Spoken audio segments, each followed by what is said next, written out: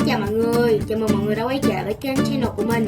Thì hôm nay mình sẽ quay về slime phần 4 phần 5 gì đó mình cũng không nhớ đấy nha. Ok, chúng ta cùng bắt.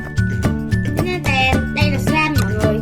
Slime này thì mình làm bự lắm luôn và mình để mình dán. Đây, rất nhiều luôn.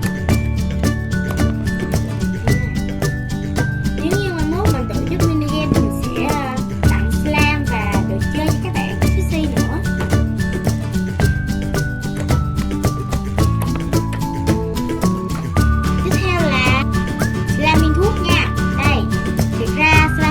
Là mình đã chiết vào cho em mọi người, rất là đẹp luôn, ống lắm.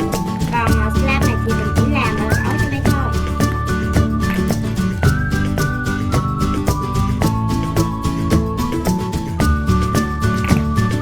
Đây hơi bị cứng lắm các bạn cảm nha.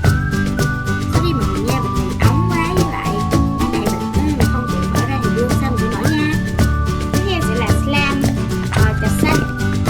Slime này thì mình làm bán mọi người.